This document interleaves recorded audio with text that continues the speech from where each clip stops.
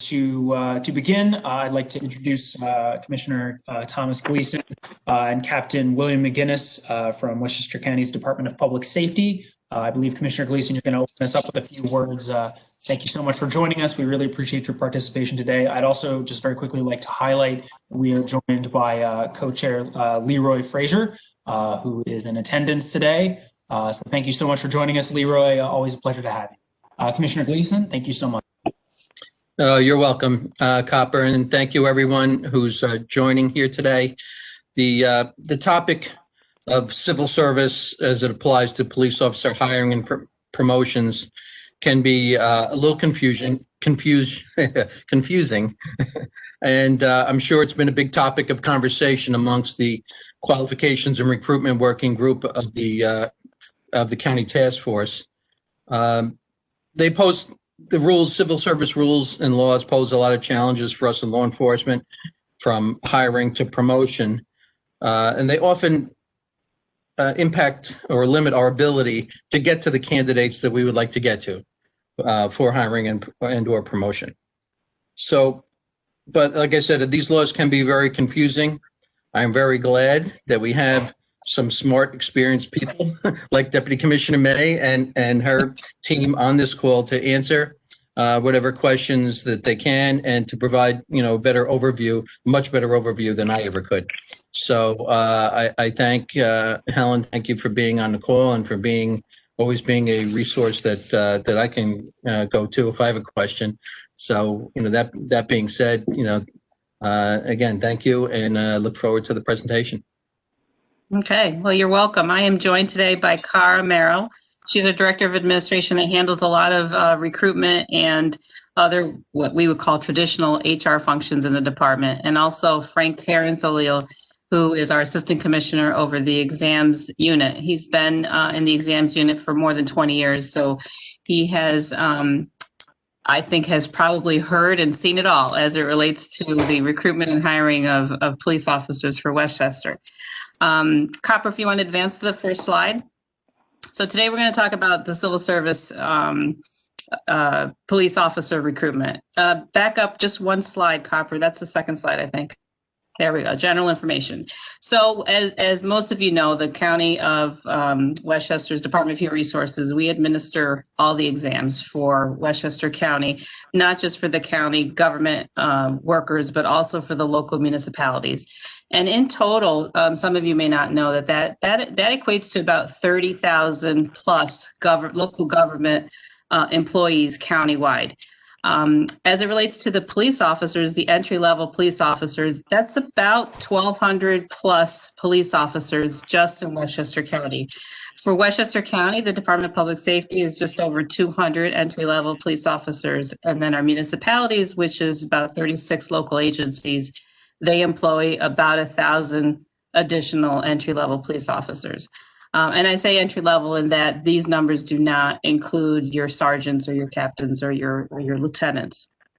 So there are two separate exams that are held for the entry level police officer positions. It's the police officer, and then there's also a police officer Spanish speaking exam. And the difference between the two exams essentially is that for the Spanish speaking officers, there's a proficiency exam that's required in addition to a written exam. Some folks opt to take both exams if they're qualified and eligible, and so the expectation is typically that on the Spanish speaking exam they may be more readily appointed. Next slide, Copper, please. Thank you. What this refers to, the preference to residents, mostly this is as it relates to our local municipal agencies in Westchester County, where generally speaking, those agencies will ask for a resident list. So for instance, Greenburgh would ask for candidates who live in Greenburgh as priority in placement. What this helps the communities do is obviously be able to reach their own residents, and also it gives those individuals that perhaps wouldn't necessarily be at the top of the general list be able to be more readily appointed. Next slide, Copper. So the procedures, I've been told that I talk fast, so please, if I am talking too fast, just remind me to slow down. Take a breath, Helen. The procedures is that the agencies ask our office for a list, and they get a nominating certification of eligibles, of candidates. And then they have 60 days to work the list, and what's included in that is the canvassing of the list. Interviews are scheduled. Candidates then are nominated, and then after that process, they're sent for their physical tests and some of the other exams, related to that.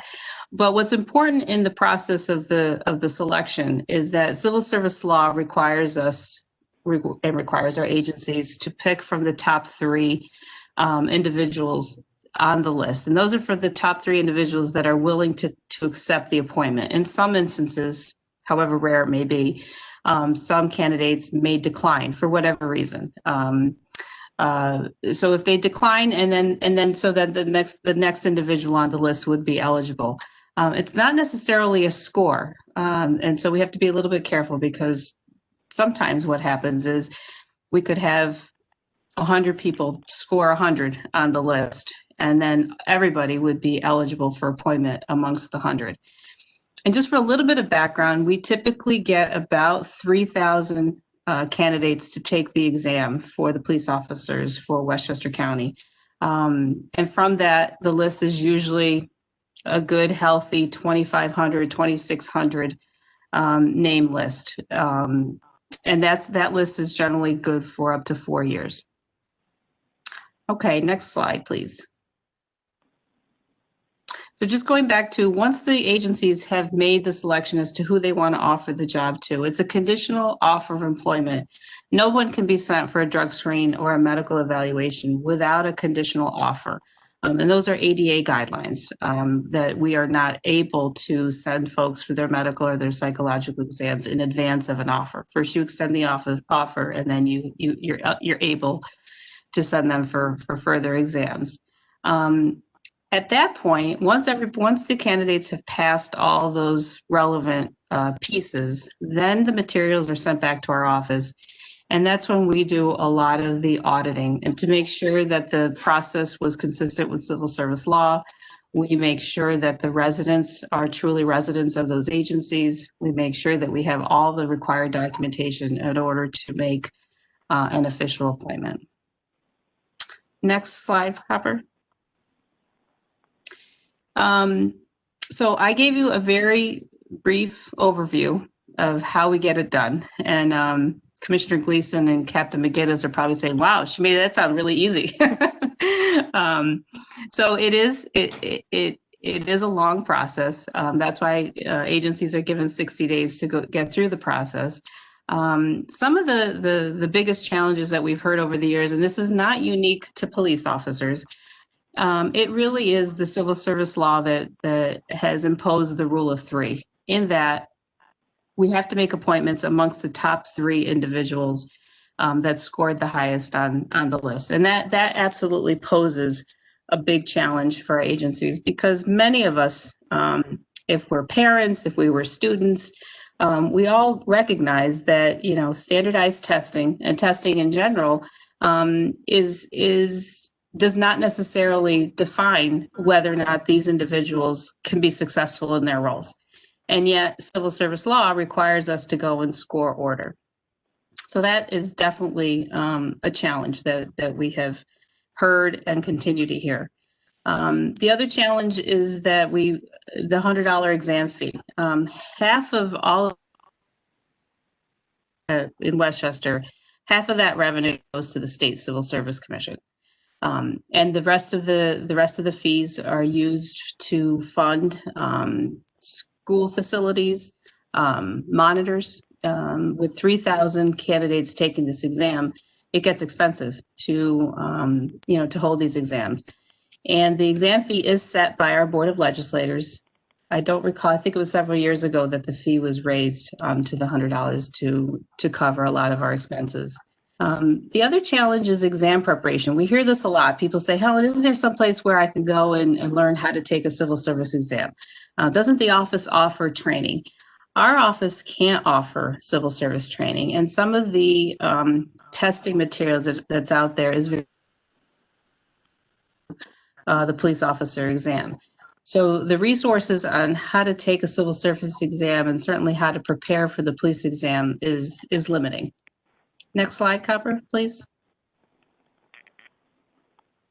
So we have bantered around a lot of conversations about, okay, what kinds of changes can be done? What can we do differently in order to just increase diversity within Westchester County? One of the biggest things that has been something that we've talked a lot about in the office is we really need legislative changes at the state level to change the rule of three fundamentally. We feel that it's an antiquated approach in that there are other professions such as professional engineers, CPAs, MDs, attorneys. All of these professions require some kind of licensing exam. Yet in New York State, in order to be a physician or be an attorney or be an accountant or be an engineer, you have to pass their licensing exam. They don't require a top 3 score. So that would be something that we should consider or look into, whether or not a pass-fail scoring is appropriate for our police officers, or at least expand the rule of 3. Why not have it be the rule of 10 or the rule of 25 or the rule of 50 or the rule of 10%? The rule of 3 just seems very antiquated for, some of our needs today. The other thing that we've talked a lot about is one of the things that a lot of our municipalities have been able to do is they've been able to transfer police officers from one agency to another, from a different county. But what's limiting with New York State is that we cannot offer transfers or reinstatements from the New York City Police Department. And the reason for that is because the New York City civil service system is unique to New York City. So the state does not recognize a New York City cop as it relates to their ability to transfer to Westchester. So that's something that could be looked into. Why can't they transfer to Westchester or to another municipality in New York State? What is it about the New York City exam that makes it so unique that a transfer is ineligible? The other thing we can consider is establishing preparation courses at the local level from experts that understand the police officer exam. And lastly is really engaging the agencies in ongoing mentoring of a recruit. If you identify somebody and kind of partner with that individual from the very beginning, if they take an interest in criminal justice courses, or perhaps they took interest in working security at a local retail store, and then partnering with that individual to kind of help them to understand that the exam for Westchester is coming up in the next couple of years. Is that something you would be interested in? What kind of classes, what kind of preparation should that person do to get ready for that exam? And then be a resource to that individual moving forward. So those were, next slide, Copper, I think that was it. Those are some of the things that we've talked about as it relates to what can we do differently. The other thing that we want to spend a little bit of time on today is the recruitment strategies to increase the diversity for the candidates taking the exam. We do a lot of outreach. Kara's team actually did a really nice job in expanding our recruitment efforts with the firefighter exam that we held a couple of years ago. And so we would definitely kind of relate back to those strategies, expand the outreach efforts, include the nonprofits, working with different community centers, different public libraries, reaching out to social services and their one-stop center, certainly working with our EEO and our Human Rights Commission, targeting, specific entities. One of the things I meant to mention earlier that I forgot is that we do not do the Civil Service Administration for Yonkers, Mount Vernon, White Plains, or New Rochelle. They have their own Civil Service Commission. That poses a different set of challenges as it relates to recruiting from those areas, because those individuals may prefer to stay in their community and take those exams instead of coming to Westchester. I think that's everything, Copper. Yep. So I opened it up to any questions that anyone may have for either myself, Cara, or Frank. If you do have questions, please, like I said earlier, you can enter them in the chat box in the bottom right-hand corner of the screen. If you don't see the chat box, just look for a little button that says chat with a word icon next to it. Put it in there.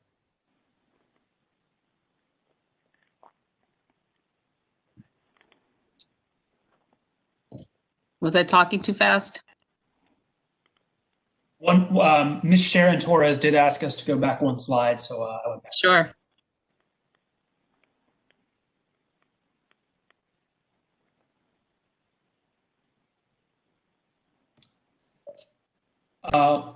We have one question here.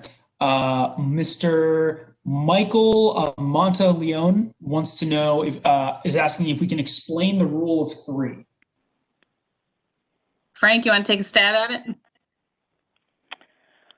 Yes, can you hear me? Yes. Frank, we can hear you. You can hear me? Yes. Okay. Okay, the rule of three is that when a list is established and an agency is trying to recruit using that list, they must hire one from the top three candidates. It's not the top three scores. It's the three candidates from the top and anyone who scored the same as the third candidate. So if we have one candidate with the 100, the second candidate with the 95, and 5 candidates with the 90, they can hire from any one of those candidates. Is that clear? Mm-hmm. And they can hands, right? Good. Correct. Or if they have, let's say, 50 candidates who scored 100, they can hire from that group, but they cannot go down to the 95 group. So Frank, just for just so I understand here, the way this works is it's by the grade, right? So if I have 2 people with 100 and then 50 people with a 99, how would we figure out who the top 3 candidates are? The 2 candidates with 100, they are 1 and 2. The third candidate is with the 99. So anyone with the 99 is considered as scored or ranked third. So you can hire from the 100 group or from the 99 group. So in that example I just gave, there would be as many as 52 possible candidates. Correct. Yes, exactly. Okay, cool. Thank you. That's very helpful. So next question is actually from co-chair Leroy Fraser. He wants to know if anyone's aware of any bills that have been introduced so far to get any of these legislative changes or to otherwise just generally change civil service that you know, in a way which we've talked about today. Not that I'm aware of. Okay. Next question is from Ms. Patricia Pickering, asking if we can explain the difference in eligible candidate versus top score. Patricia, I hope that example there might have helped clear things up a little bit, but Frank, do you think you could just go through it one more time, just so everyone can be? The eligible candidates means everyone who passed the exam and placed on a list. So if 3,000 people took the test and 2,600 of them passed, then we have an eligible list of 2,600 people. But you can only, when the list is certified for appointment, you can only choose from the top 3 candidates or anyone tied with the third candidate. Got it. But like we said earlier, if there's many, it's done by grade. So if you have many people in one all tied for the same grade, then all of those people could be considered. Correct. Got it. So our next question here, I tried to answer it in the chat. It's from Miss Dawn Donovan. She wants to know if we could consider a group of top 3 grades 195-90 instead of top 3 candidates. I told her that a change like that would probably be feasible, but it would take some kind of state legislative action. Is that like a generally correct response? Yes. So any changes to civil service law would require some action from New York State. Correct. Yes. Okay. Chief Padilla has a question too. Yeah. There. Hopper, Yes. I sent you a question from Chief Padilla. Yes, I see it. I'm trying to go in order. Michael Cerrone wants to know if we can forward a link with today's presentation. Is that something we can do, everyone? Sure, definitely. Great. Yes, Now, Chief Padilla. So Chief Padilla says, is the rule only allowing either the local list or the general list, and then being locked into only using that list for the life of that list, a county rule or a state rule? That's A state rule. It's a New York State civil service law. Right. Chief Padilla adds, allowing simultaneous access to both lists could open options for a wider pool of candidates, which, yeah. Yeah. Sharon Torres asks, what would it take to get some of this changed? For example, the Rule 3, as we indicated, it would be some sort of state legislative action.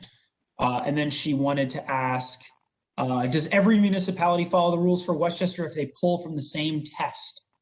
So does everyone follow these civil service rules? Yes.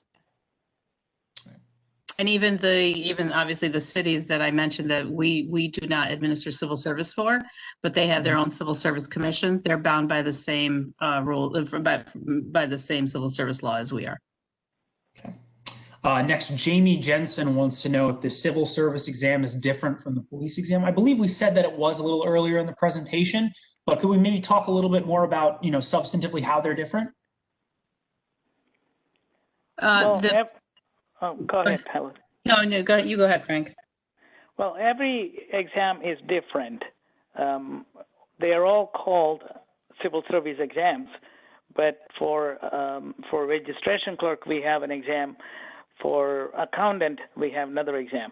The police exam used to be composed of a written exam plus a memory test.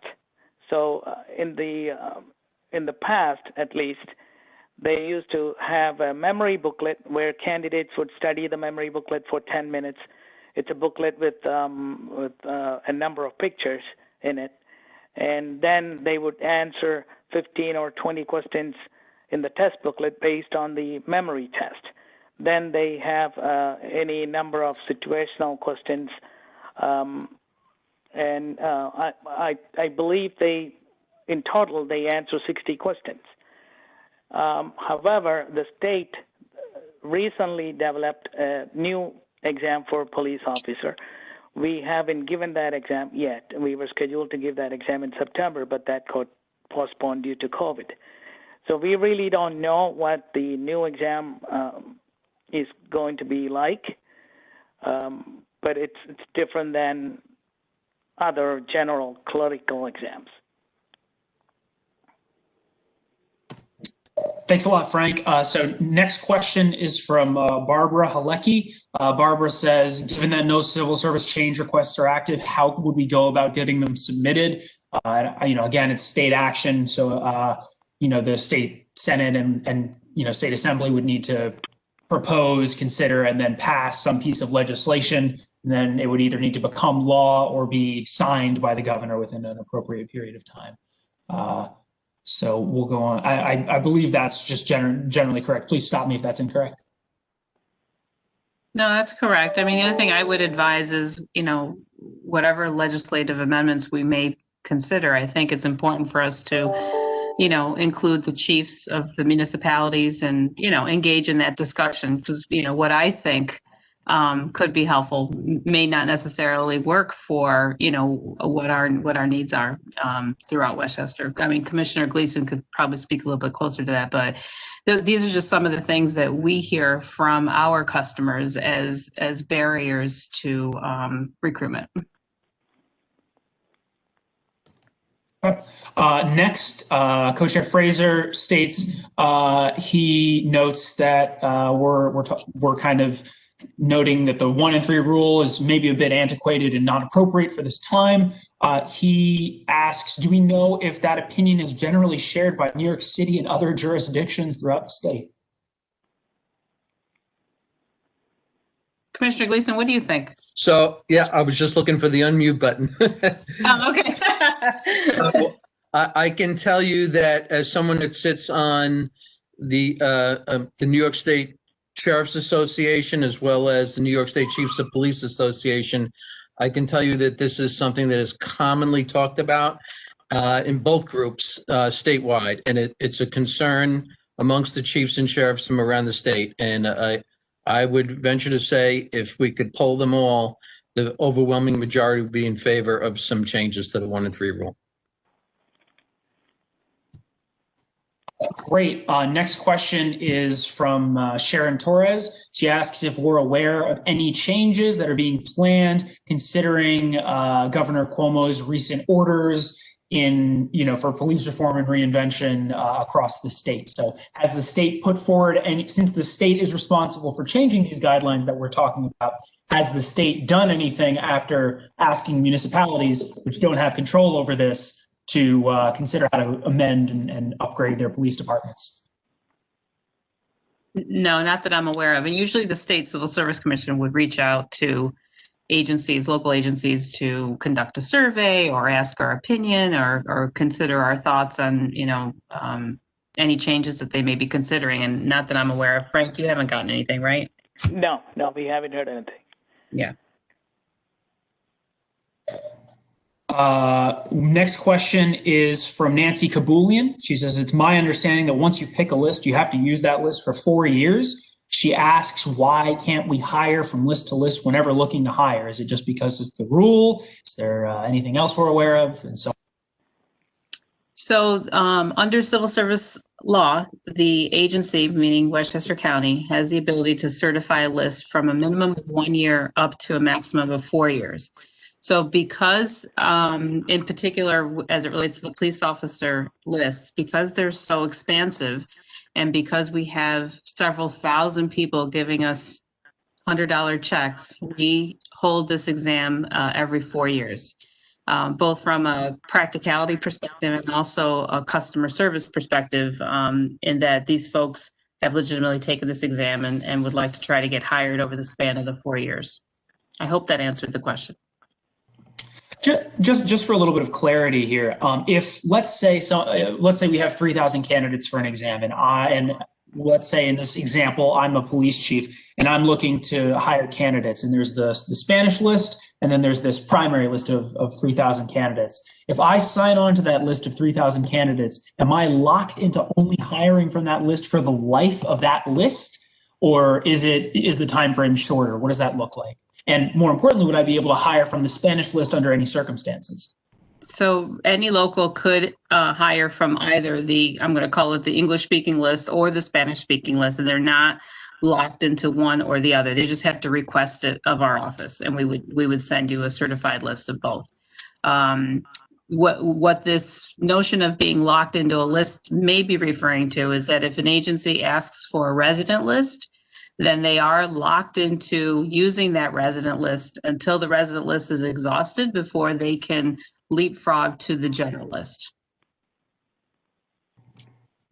Got it. Okay. So that's probably what people have been hearing, that, I can't move on past this list because once I ask for a resident list, I can't move on to the general list. And that's civil service law as well. That's not a local rule. Got it. Okay. So we don't actually have any other questions at this time. If anyone else has a question, please put it in the chat right now. Here's a good question. Deputy Commissioner May and Commissioner Gleason, could you talk about transfers and how that works? Who can transfer? How do they transfer? How does it impact this whole list system? Why is transferring so positively, or not necessarily positively, but why in Westchester is transferring such a big deal? I can tell you the civil service steps in what we would call a resignation reinstatement. So when a police officer wants to leave one agency and go to another agency, there's criteria that we evaluate in the office as to whether or not we can make that, casually we'll call it a transfer.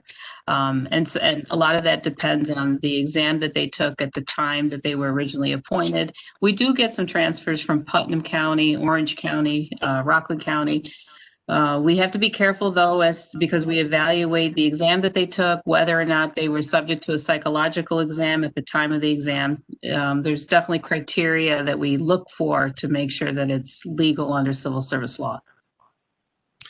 And from our perspective at the police department, I'm speaking for the county police, we do hire a lot of resignation reinstatement candidates. There's several reasons why that's advantageous to us. Number one, the police academy only holds 2 classes a year because of the length of the academy. So if we're looking to hire in between, you know, that's a challenge. So if we miss this hiring before, like the next class is going to start January 4th. So anybody we start looking to hire now, we're going to have to wait till the July class to, you know, to hire and put them into the academy.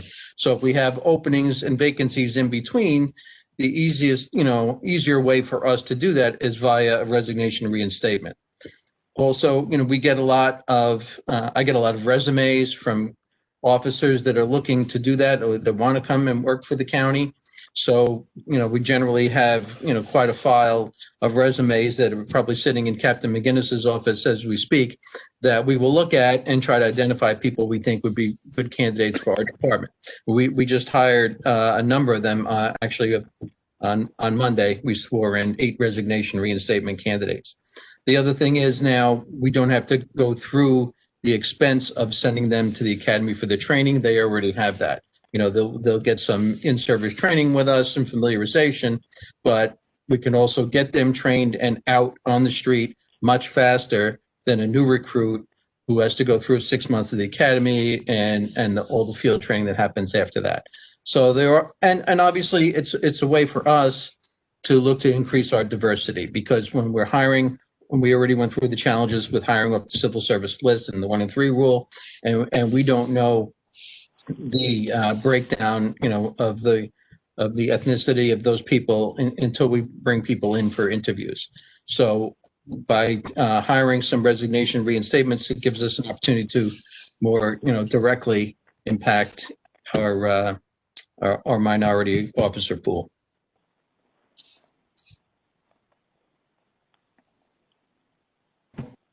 So next question is from Co-Chair Frazier. He asks, are you locked into the general list before requesting a resident list? We have a couple more questions on the notions of being locked into a list and just how that works. So I apologize if we're treading over ground we just covered a little bit ago, but if we could talk a bit more about that, I think folks would find it helpful. You are not. You can use the general list and switch over to a resident list at any time during the life of the list, which means 4 years. But once you start using the resident list, then you're locked in using the resident list. You cannot go back to using the general list. So that may sound a little confusing. So essentially, if a municipality starts with a general list, they have the ability then subsequent to that to ask for a resident list. But once they receive the resident list, then they have to exhaust the resident list before they can go back to the general list. Right, so if just to circle back here and cover the whole thing so everybody understands, I'm going to see if I can say it here and you guys can correct me if I'm wrong. So let's say I'm a police chief in Westchester. I'm trying to hire some new officers. I have access to, I'm not locked into both a list of general candidates and a list of specialists who speak Spanish. So I have access to both of those lists and I can hire freely so long as I follow the rule of 3 from both of those lists at any time. Then yes, if I want to expand my pool, because let's say there's only 3 people on that first list who I can look at. So there's one guy who's got a 100, one other person, I shouldn't gender, I apologize. There's one person with a 100, one person with a 99, and one person with a 98. And on the other list, there's one person with a 98, one person with a 97, one person with a 96. So I'm looking at a pool of 6 people, and I'm not particularly interested in that. So I ask for the resident list. Now that I've done that, I can only hire off of that resident list for a fixed period of time. And I can't actually go back to either of those previous lists. Is that correct? If the agency makes an appointment from the resident list, you're correct. that they can't go Got it. back. So, but I can take the resident list and I can look at it and I can interview those candidates. But if I don't hire anybody off of it, I'm not locked into it. Correct. Got it. Okay. Another very important part of this, which we covered earlier, was if you have multiple people who've scored the same score, all of those people are considered as part of the rule of three. So on the one slice of folks in the general list or the Spanish list, let's say there's 50 people with a 100, and then there's 50 people with a 99. I would only be able to hire from that pool of people with the 100. But if that pool of 100 gets whittled down to 1 or 2 people, then I get access to everyone in the 99. That's correct. Now, we have a question here from Gina Jackson. She wants to know, will the hiring agency receive a copy of the transfer's disciplinary file? We've also had a couple questions about that. So when folks are looking at these people, when they're considering hiring these folks, would our HR professionals get access to their disciplinary records before making the decision on hiring? My department, the HR department, does not see the reference checks or the disciplinary information on the resignation reinstatements. That would be something that may be handled by the agencies before they extend an offer. So Copper, in the example of public safety, we'll do a background investigation. So if we are looking at a candidate and we think they're a viable candidate, a detective will be assigned to do a background investigation, and part of that, and we don't normally contact, if the person is on another police job, that's usually the last contact we're going to make if we really think we're going to hire the person, because otherwise, they could have a real rough time of it in their current job if they know they're looking elsewhere.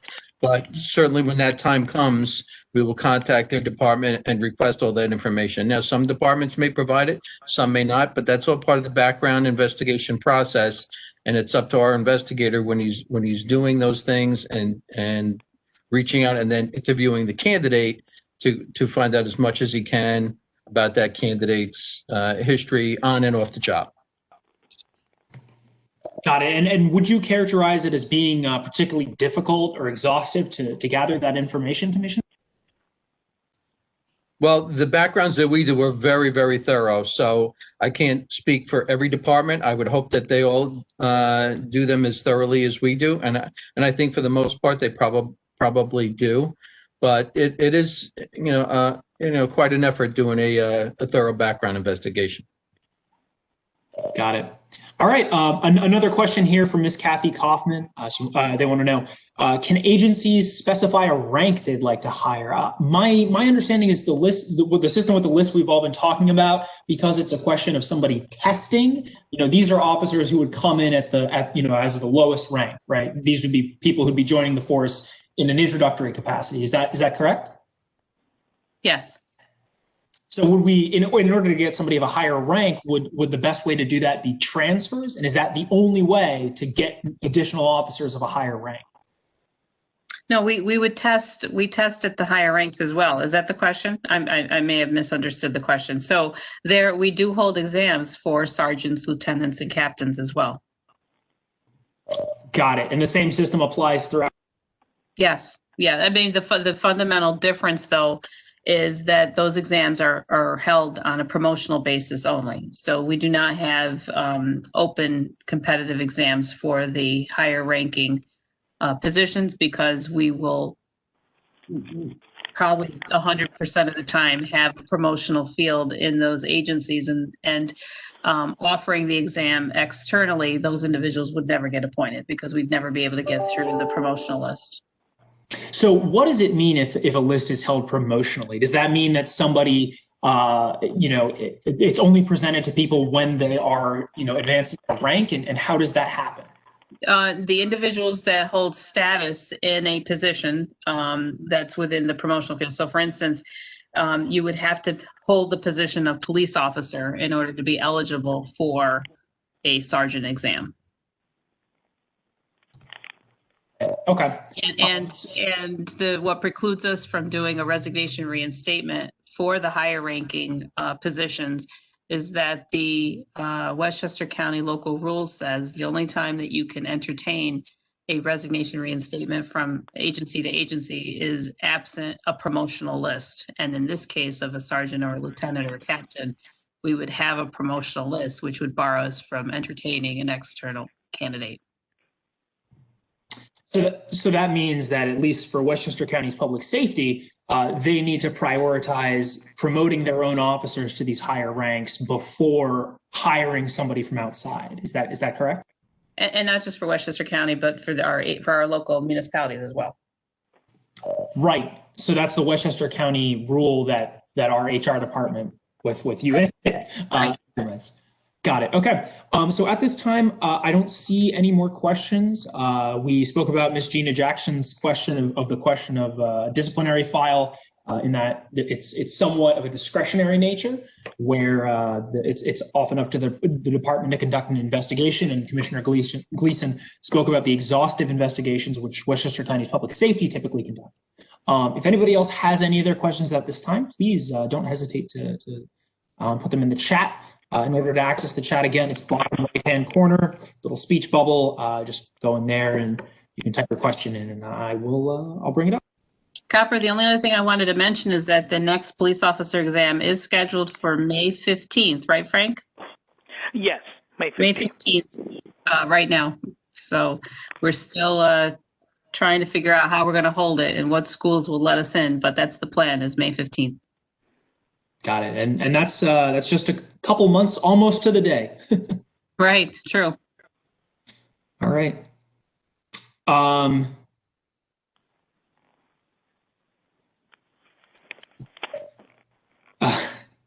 Tejas Sanchala, our Director of Human Rights, Commissioner of Human Rights, I apologize, wants to know what the current racial and gender diversity of the officer workforce is.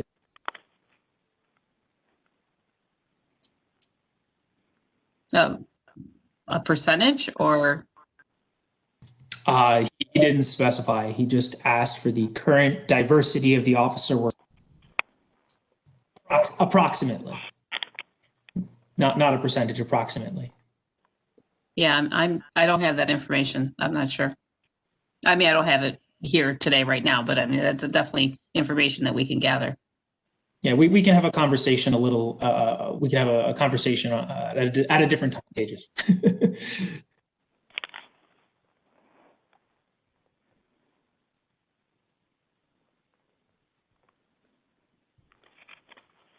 Okay, with that, it seems like we don't have any other questions. I think that this is a pretty good stopping point. We've been going for about 45 minutes here. Thank you all so much for attending. Deputy Commissioner May, Commissioner Gleason, everybody else, Frank, Mr. McGinnis, everybody, we really, Kara, I apologize. We really appreciate all your time and your efforts here. Thank you for this PowerPoint. Thanks for answering all of our questions. We hope to have another meeting sort of similar to this again in the future. I'm going to close the meeting off in just a couple of moments. Again, thank you all so much for attending, and stay safe. I understand the snow has started, at least down by me. Thank you. Okay, thank you. Thank you, everyone. Great. Thank you all. Have a good evening. Thanks. Bye-bye. Bye.